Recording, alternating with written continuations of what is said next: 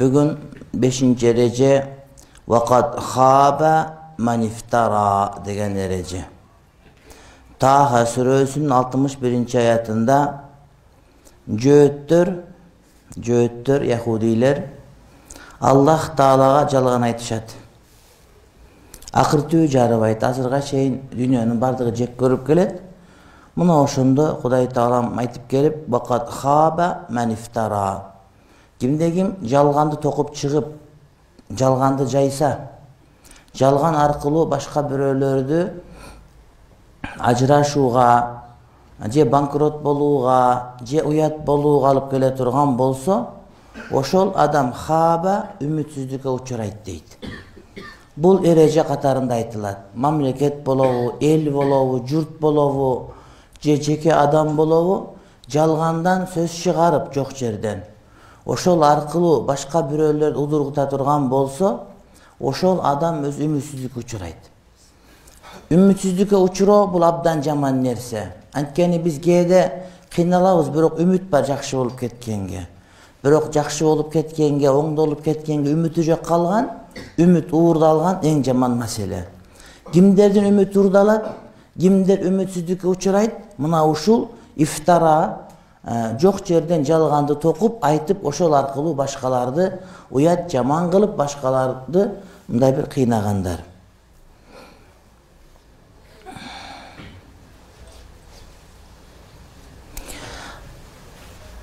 Алымдар айтат, Аллах Таала дейт, башка бирөөлөрдү жалган аркылуу айтуу, же жалганды токуу аркылуу тиричилик өткөзө турган адамдар болсо дейт, мына ошолорду дейт, үмүтсүз кылганды өзүнүн кепилдигине алат дейт. Аларга үмүт бербейт, үмүткө жетелебейт. Вала яхдихим, аларды өзүнүн туура жолуна салбайт.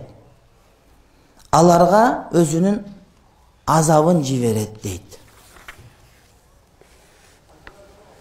Мисал үчүн Аллах Таала ошол жалган айткандардын биринчиси Кудай Таалага жалган айткандар. Мисал үчүн шариатта андай, шариатта мындай, Кудай Таала минтип айткан деген адамдар чыгып калат кээде.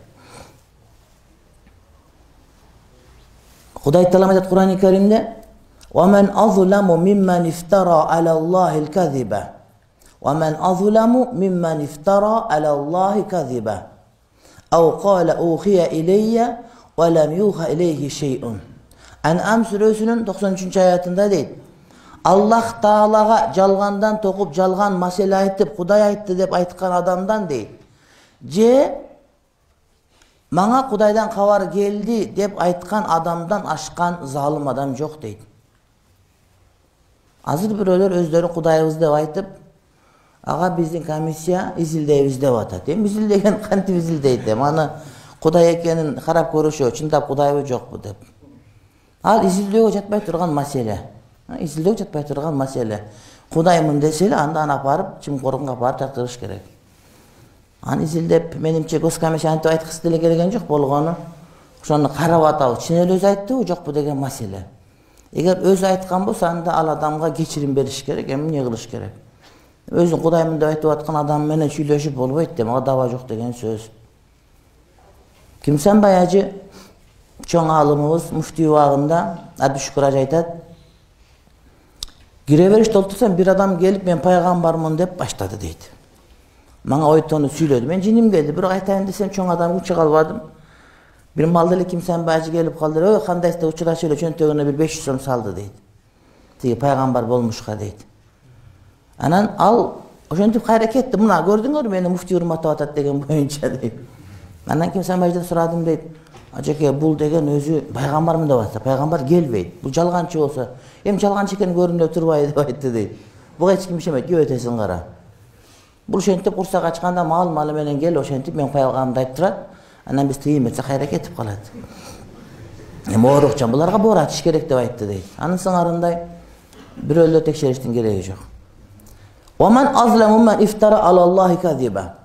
Бирок андан жаманыраак кээ бир адамдар Кудай ушинтип айтты деп, Кудай айтпаган сөздү айтты кылгандар бар да.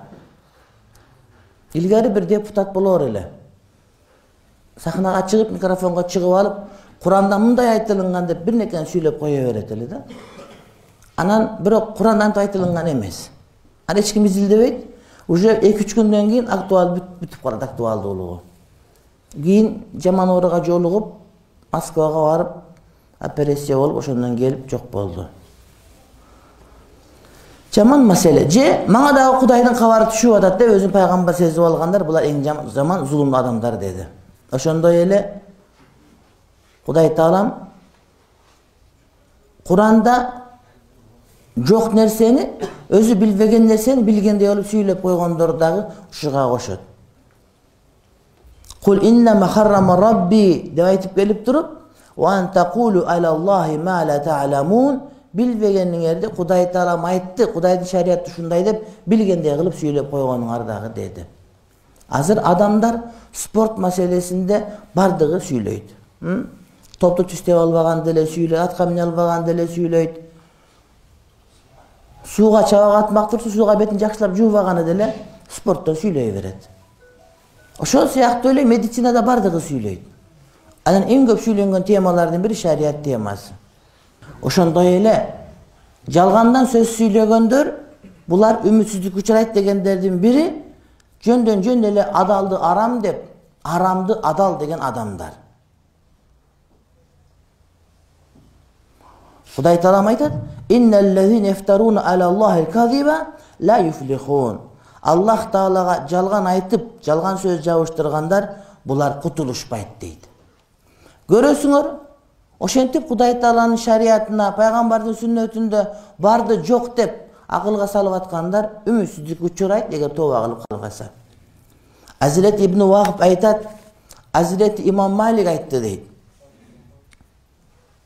Адамдар дейт илгерки өткөн заманда бул арам, бул адал деп айтышпайт эле дейт. Арамды ушуну жакшы көрбөйм, адалды ушул жакшы деп айтышат эле. Анткени арам деп айтып, арам эмес болуп калса, Кудайдын кининде жок нерсени бар кылып айтып албайын. Кудай Таалам арам кылганды адал кылып, адал кылганды арам кылып албайын деп этиятташат эле дейт. Ушуну жакшы көрбөйм десе, демек өтө оор маселе экен деп аны эмне туюнуп, түшүнүп кала беришет эле. Bir айтат аял, мен дейт университет сабак берем дейт. Араб дүйнөсүндө болуптур. Анан күйөө менен ажырашып кеттим дагы, өзүбүздүн туугандардан меникеге келсем боло турган. Bir жакшы киши бар эле дейт, 5 баласы бар. Анан ошого тийгенди кааладым дейт. Анан аны үчүн ажырашыш керек дейт. Анан ошонун аялын жакшы көрүп жүргөн башка бир тууганыбызды билет элем. Ошо менен сүйлөшүп айттым, кел экөө ушактар атабыз, ажыраштырабыз ушуларды. Аял ажырашып кетсе аны сен аласың, күйөөсүнө мен тийип алам деп мен сүйлөштүм дейт. Мен иштейм университетте. Анан тууганбыз бардыгыбыз, туугандардын ортосунда кирген сайын бужу деп айтып, бул аял тиги менен жүргөнүн көрдүм, минтим деп ушак жайып баштадык дейт. 1,5 жыл, 2 жыл дегенде жанагы үй бүлө жок жерден ажырашты дейт. Биз сүйүндүк дейт, аялын алалар, күйөөсүнө мен тием дейт. Бирок ажырашкандан кийин 1 жылдан кийин тигил аял өзүн жашап аткан мурдагы күйөөсүнөн жакшыраак болгон башка бир адамга турмушка чыгып кетти дейт. Балдарын да карай турган болду, өзүн дагы дейт. Тиги күйөөсү дейт, ал башка аялды алды дейт. Мен дагы деле күйөөсү жок калдым, тиги дагы аял жок калды дейт. Бирок ошол эле маселе болгон жери жок дейт. Ошол эле маселе болгон жери жок дейт. Мен рак оорусу чалдыктым дейт.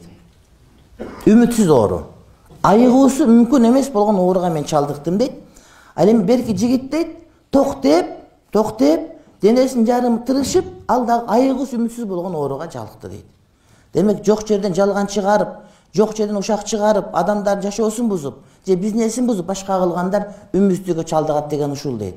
Тишиң ооруса жулдуруп сал, башка салып алат элең, башка кылат элең.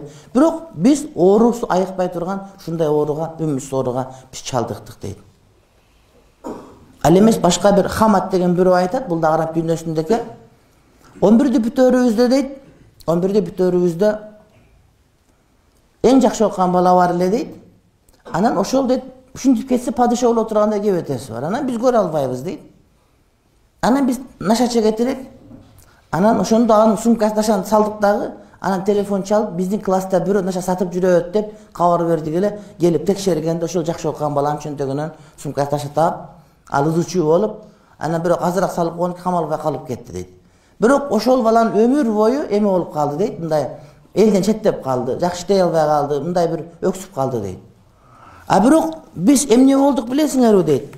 Биз шунчалык деңгээлде ооруп кала турган болдук, урматтуу бир туугандар. Айтат бу жерде мен авария болгондон дейт, оң колум иштебей калды дейт. Doktorlarga aparsak an ayıktırığa başka bolbay turgan eken jön gana oşol kolum kıymıldabasam turup mende müçe olup tura öyle turgan boldu, kurçak kolday olup. Bирок kolum iştebey turgan boldu deyit. Keyin janagı balaga barıp men geçirim suradım.